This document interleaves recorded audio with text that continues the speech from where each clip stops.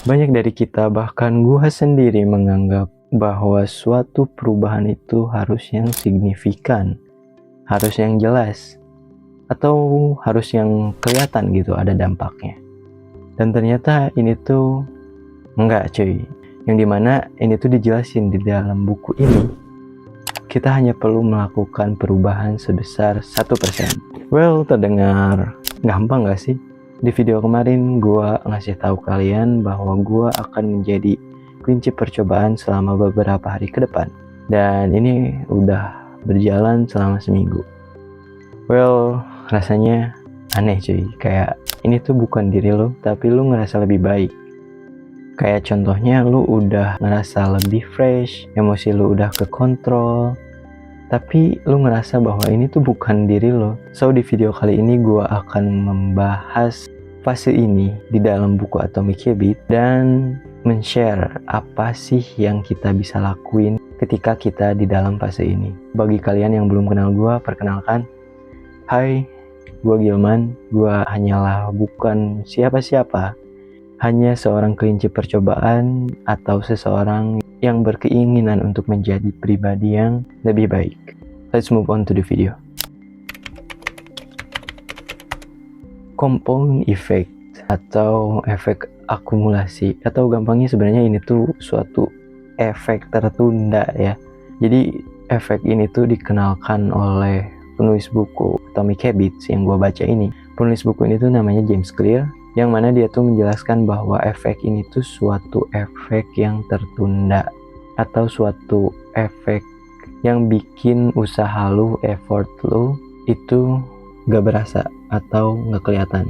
Nah, tapi bukannya hilang si usaha lu selama ini, cuma ini tuh akan terakumulasikan atau bahasa baiknya terkumpul menjadi besar di kemudian hari. Ngerti gak sih? Ngerti lah ya. Kalau belum ngerti, contohnya nih, lu ibarat lu nanam pohon selama 1 hari, 2 hari, kan pohon itu nggak kelihatan kan hidungnya, belum muncul gitu. Nah, tapi seiring lu kasih pupuk yang teratur, disiram air, kena sinar matahari yang cukup, seiring berjalannya waktu kan tuh pohon akan menjadi besar kan, akan tumbuh. Nah, ini tuh sama halnya di konteks kita.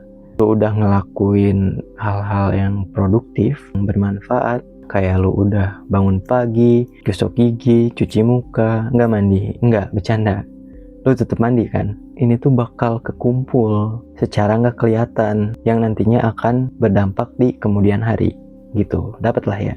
Tadi kan gue bilang nggak kelihatan. Nah, di sini di The Plateau of Potential menjelaskan bahwa 1% dari habit yang kita akumulasikan atau yang kita kumpulkan ini tuh akan berlipat ganda dalam 1 tahun sebanyak 365% lebih baik. Sebaliknya, kalau misalkan lu ngelakuin hal-hal yang kurang produktif atau kurang baik, grafiknya tuh bakal menurun, yang mana kalau diakumulasikan dalam setahun bakal jadi 0,03.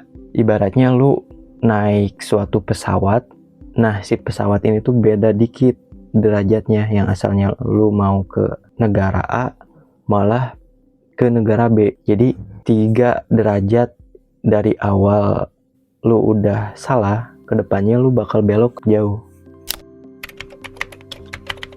Di sini di grafik ini tuh ada namanya the valley of disappointment atau jurang kekecewaan, yang mana di sini tuh rata-rata orang yang mau berubah kecewa dan tidak melanjutkan habit ini karena ngerasa nggak ada dampaknya gitu. Padahal ini tuh hanyalah suatu gap aja gitu, memang belum saatnya berasa gitu. Jadi karena adanya gap ini, jangan sampai kita tuh mikirnya, ih apaan kok rasanya aneh banget, gak berasa, gak ada damage, mending rebahan. Abis itu kalau lu kayak gitu ya udah, planning lu gagal cuy.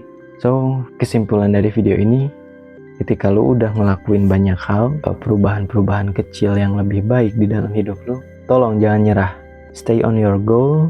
Lu inget tujuan lu, gue yakin lu pasti bisa. Kita bisa. Lu bilang ke diri lu bahwa lu tuh bisa. Seperti pepatah katakan, sedikit demi sedikit akan jadi bukit. Itu aja. di video kali ini. Kalau lu relate sama gua, atau bahkan mungkin lu baru mau mulai melakukan habit-habit yang lebih produktif, lu bisa klik tombol subscribe di bawah. Kita berjuang bareng-bareng. Kita pokoknya capek bareng, pusing bareng, bahkan muak bareng juga. Dan bagi kalian yang mau memberi masukan, lu komen aja di bawah ya. Sekian video gua kali ini, semoga bermanfaat. See you in my next video.